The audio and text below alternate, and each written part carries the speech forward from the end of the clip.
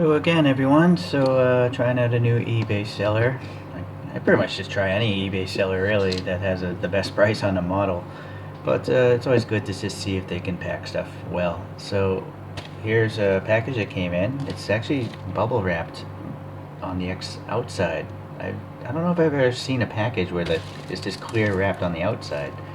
But there is a piece of paper with my address and all that stuff on the back side. So whoever delivered it could tell where it was going to go.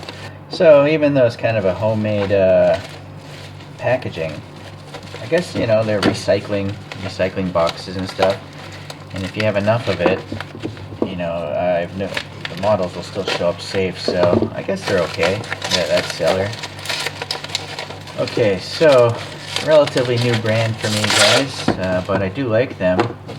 Another shout out to Pocket Rocket 64 who showed me this brand on his channel.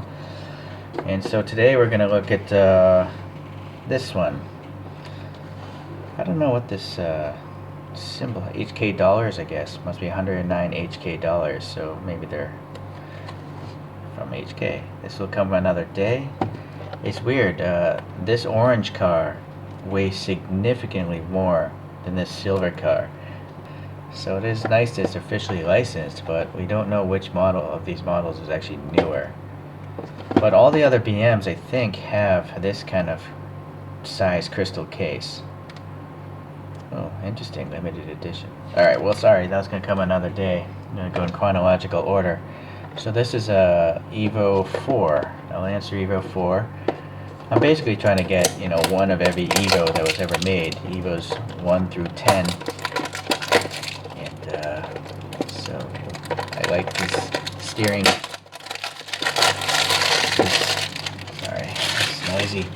I like the steering gimmick that these guys have. It is a gimmick for sure, but it does let you pose the model in a really dynamic fashion. Whether it's just sitting stationary and looking like it's pulling out of a driveway, or I like to just pose it so it looks like it's drifting, because the second wheel set makes it look like it's modified. Okay, so yeah, who knows? Maybe this is the latest one, because maybe they're trying to get away from crystal boxes to save on packaging price. I honestly don't care about those crystal cases, because I pull all my models and put them into a different display box, unless it has antennas or really fragile parts that'll break off. Then I'm okay with the hard plastic boxes. But this one still has like scenery like the other boxes. Look at that road scenery back there, so it's kind of neat. But we'll have to see. I guess if any of you guys are motivated, look up the release dates when these things were pre-ordered, and then we'll know if this is the older or the newer. I'm kind of lazy, so I don't care. Alright, so this is the stock configuration from what I understand. The stock wheels and the stock ride height it's supposed to be. Although this looks lowered. It doesn't look like a stock ride height. So yeah, it definitely looks lowered, because if you look at the photograph, there's a big air gap between the tire and the fender. So, okay, whoop, sorry. It's really easy to knock my camera around, it's so low. Alright, well, look at the front end, it looks pretty similar. Right. What about the back end? Alright, so yeah, looks pretty similar again, the wing and everything. Alright, so there isn't too much to talk about with the Evo 4. All the Evos have 2-liter twin turbocharged engines, and they're all-wheel drive. I guess the Evo 4 would be the 4th generation, and it was available between 1996 and 1998. And then the engine was making around 280 horsepower. And there were 2 trim levels, an RS and a GSR. And I guess the RS was the more racing-oriented one. And they had either 15 or 16-inch OZ wheels as an option. If I had to guess, these would maybe be the... Well, no, I'm not going to guess. I don't know if those are the 15s or the 16 inches. I kind of feel like those would be maybe the 15-inch ones. What do you guys think? What would you guess? I guess I could take calipers to it, but it's not that important. Okay, so anyways, looking at this, I think it looks like it's lowered already. But we'll put on the second wheel set and see what happens. Just be mindful, right now, there's basically no wheel gap here at all. It's almost like sunken below the fender. Okay, but we got this printing here, Evo4. The door handles look pretty good because there's a depression there, but they're not there. Orange on the side marker. Black window trim. There's a little silver paint in there, which is nice considering it's already a metallic car. The wheels do look alright. You know, they're you can see the lug nuts and stuff like that. I guess the casting of this wheel is a little bit off. You know, that's not flat. It wasn't pulled out of the mold properly or cooled down properly, where this one looks good. Tires seem alright, not too slab-sided. They are a little slab-sided though. Could have used a little more curvature, but it's not a deal breaker for me. Alright, so that's the side view. It's an alright metallic. It's not too splotchy. But this is looking bad here. Little casting issue there. Alright, let's go to the front end. Very aggressive looking. These giant bug eye fog lamps. They are clear plastic inserts, just like the headlights, so that's nice. And this is a nice feature that they do here. It's a metal grill. You can hear that. And then there's a silver intercooler behind it, so that's really nice. And then this vent does go pretty far in there, and it feels like the metal grill is back there as well. So that's a real functional vent. It's nice to see something printed on the license plate. And again, there's a metal grill up here, it seems. Yeah.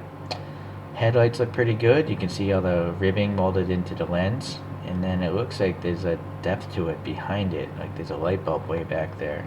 And then the orange separation from the clear is really nice. Alright. This chin spoiler. What's going on there? This is just blanked off, but it's painted black in there, so it gives it the illusion of depth. Alright, this side, just looking for quality issues here. Evo4. Yeah, sadly there's a contaminant in the paint right there. And what's this? This looks like a casting scratch or a gouge. And what's going on here? See how that is a V shape?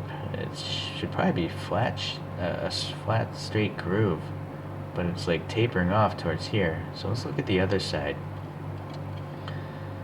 See, this side looks better. That, you know, the gap between the bumper and the quarter panel. So it's like they pulled. Maybe this is where the metal flows into the mold, and they sand it down, because you can kind of see sanding marks, like they took it to a belt sander. And so something's wrong there. They probably just tore it off the sprue, and that removed too much metal. And then in this case, they just sanded the whole thing too much. Okay, so yeah, now I'm really curious. Maybe this is one of their earliest offerings, because the other models I have from these guys are not this bad. Alright, we got a little, what would you call this? I don't even know what you'd call this. Aero body piece here. I'm wondering if it's a separate piece. I don't think it is. I think it's part of the casting. Same with the side skirt. Okay. Exhaust tips, some dimensionality, no black paint in there, but it's a pretty small exhaust, I can understand that. The lights do look good, you know, nice thick plastic, and they have a texture on the outside, so it looks like it's got all those reflector shapings on. It's usually on the back side of a lens, but. And then you got orange and white for the backup, so I'm wondering, is it's behind or it's embedded? You see my pick, and you can see the orange is pretty far back there, so it must be on the back side of this piece of plastic. Okay. So I don't know. I mean, it's nice to see this detail of the ribbing, but I don't know if it would have been better if this ribbing would have been better on the back side. The problem with putting it on the back side is it would create a little air gap there, unless they somehow recessed it, had an open cavity behind. So Maybe it is best they did it on the outside, because then the ribbon can go all the way to the edge. Alright, anyways, license plate here, and then what's going on here? Again, it's yeah, it's a casting gouge. Yeah, that's a casting flaw. And then here it says Evo4, Lancer, Mitsubishi. Those are all relatively well printed, although the height of this text is too stretched out. It's too tall. Mitsubishi text I don't think is so rectangular. Okay. This wing does look pretty much like the photograph, you know, with the central strut, the brake light there. So it's alright. Okay. The defroster lines are okay because you can see into the interior. There's something red back there, so that's nice. Okay, well, can't see too much though. Alright, I'm gonna need the flashlight, I guess. So these windows are so distorted, it's really hard to see the interior. Even through one pane of glass, look at that, it's so cloudy because the plastic is just so distorted. This is one of the worst windows I've seen. I mean, my test is the pick, right? Look at that, it's so blurry. It's like you would not legally be able to drive this model because it's the vision is so bad. It's like as if, you know, as a kid I used to wear glasses, really bad vision, and this is what it was like when I didn't have glasses on. I couldn't legally drive, I don't think. Alright, well, sadly it seems like there's a lot of color in there. It looks like there's even like purple and red in the seats, like it's a red seat with a purple middle. But well, luckily I'm gonna have to tear this apart, you know, so, but it's still good to get an idea of what you can see when it's put together. And you can see on this side it's better. The steering wheel has the center graphic, and it looks like there's actually instruments in the printed on there, or maybe it's a decal, I don't know, we'll see when I open it up better. So that's weird. This side is much better, but the other side is just super cloudy. So that's strange that one side of a plastic clear molding is so different than the other side. Okay, so there's a texture here, some sort of vent here, I forget. Someone left a comment on my other an Evo review what that leads to, and sadly I forget because I got some early Alzheimer's kicking in apparently. There's raised black wiper blades there, so that looks nice, and then this window and the back window have a blackout. The wiper here is just a printed graphic as part of this, so that's not the best either. And then it looks like, again, there's some sort of casting blemish or something. There's a bubble there. That's interesting, the little wing, how it has this delta on it. Alright. Okay, so from outer appearance, this is probably the worst one I have from this BM's brand, or BM Creations brand. So I can only hope this is one of their earliest releases, because the other ones are all nice. So, and I have a few to pull out later on. Okay, well, let's open this guy up and then do the wheel swap. So I don't know what's going to happen. I don't know what these white wheels, if the stance is going to be the same or not, because this looks like a lowered stance already. So it is nice to see the scale, the name of the car, and then who made this thing. We just don't know what year this thing was casted.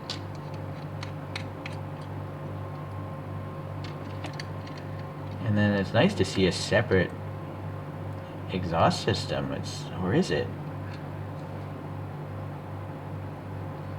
I feel like half of this, somewhere, I don't know where the brake is. It might be right here.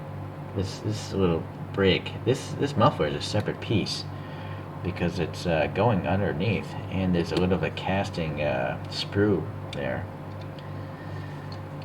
So yeah, it does steer right now. Sometimes it's super tight. Alright, let's look at this interior.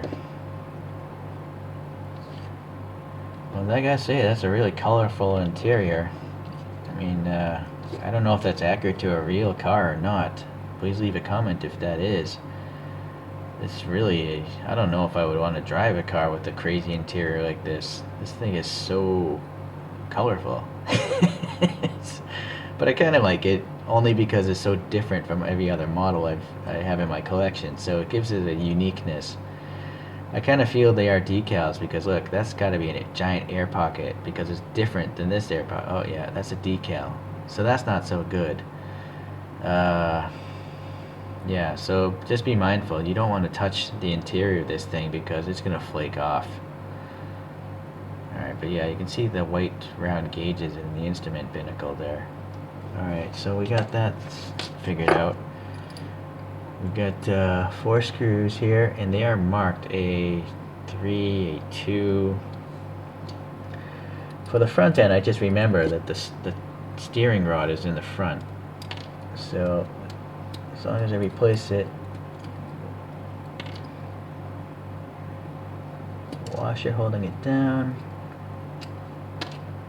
Okay, so steering rod in the front.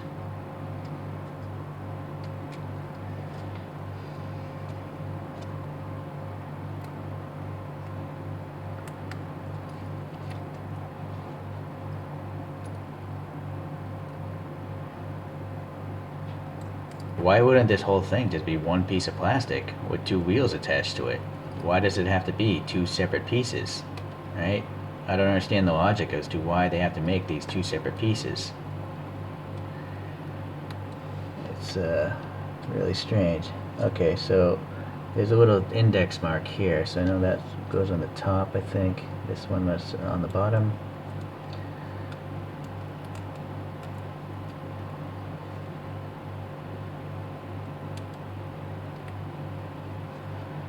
Yeah. Alright, I do now understand what they're thinking, why they did 2 holes. Because if there's only one center circular object, the whole rear wheel would steer, right? But they could have made a rectangular object with 1 hole, so they would still index and not have that steering capability if this thing was just like a rectangle or a square with a one bolt hole on it. So I want to edit this in here because you know, this brand is a lot smarter than I am. With the stock wheels, you know, the washer was on top, and so if the washer is on top, that means the bottom of this thing, the tires are lower, so you'd have a taller riding stance on the car. But with the aftermarket wheels, I put the washer, hopefully you can see it, the washer is here on the bottom, and so now the wheels are sitting, you know, the wheels are higher, meaning they're, when you put the body back on, they're sunken in much lower. So that's the reason why they have that washer, and I didn't really catch on to that, I guess, in my first reviews. You can basically choose to set the ride height by either having the washer above or below the wheel pieces. Alright, so let's take a look here. There's the backside, that intercooler. I just don't know what these 2 other silver things would be if they're actually functional in the real vehicle. Like, I don't know, please leave a comment if you know. There's 3 press rivets holding the interior piece of glass there. Interesting.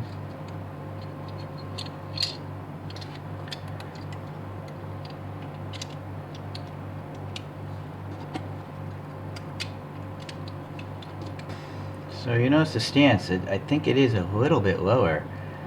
Like, I think previously the tire was sunken, but it wasn't fully sunken in. Whereas this one, I mean, once you put gravity onto it, that thing is almost vanishing the tire, at least up into the wheel well. So it does change the stance still, and you can see the camber, right? The camber front and rear, so it's sinking underneath the fender. But this is like the other earlier, like the Subaru one I have. These tires are too skinny. Look how skinny these tires are. It doesn't make sense. You know, they should be wider. So hopefully they do better in the future. The Diecast Masters one has normal width tires. And here I'll actually just show you guys. This Silvia here, it does have normal width tires. So, you know, they just got to narrow this down and just allow the fitment of wider tires, right? So hopefully I'm hoping this is their latest release where they learned are making changes. Although this one I think still has 4 screws inside to change everything around. I think they could get it down to just 2 screws for swapping these wheels out. Okay, so let me get the spin thing out.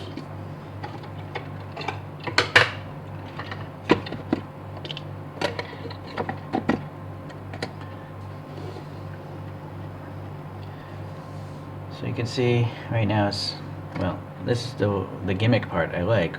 I can steer into a drift. Alright, so okay, we got that one. Here's the Subaru one. It's also the same brand. And so now I got like a drift competition going on. So that's the gimmick part that I like, that worked. So the Subaru has the same issues, but the Subaru here has really thick defroster lines. Right? Consider this as almost like a different company did it with those defroster lines. So there's clearly some changes going on as they make each new model. So maybe the Subaru is the oldest one, because that's just horrible, whereas those defroster lines are fine. So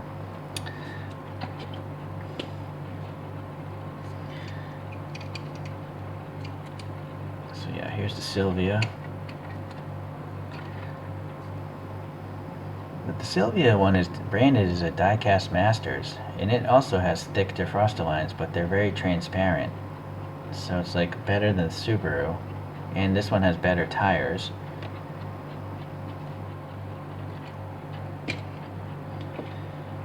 Here is a TLV Evo4/5, I think. No, it's an Evo5 or 6. Sorry, there it goes. So, and this one has a nice interior as well.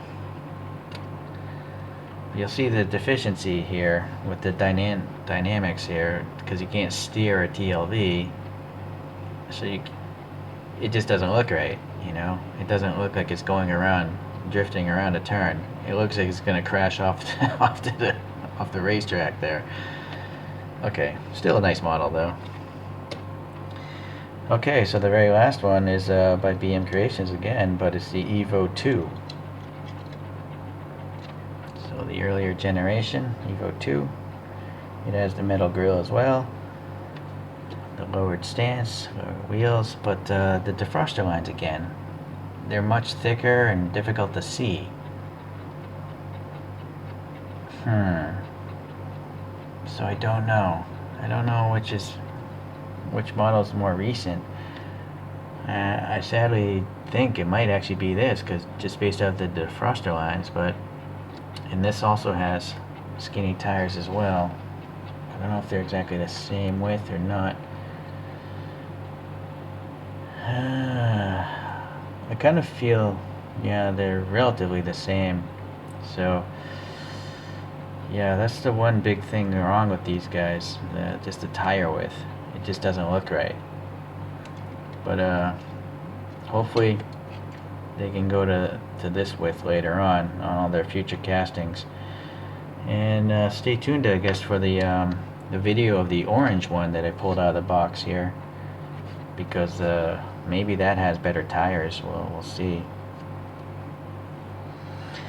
Alright, well, anyways, slowly the Lancer Evolution collection of mine is filling out, and one day when I have all 10 of them, I'll do a video just comparing the different brands and stuff of Lancer Evolutions.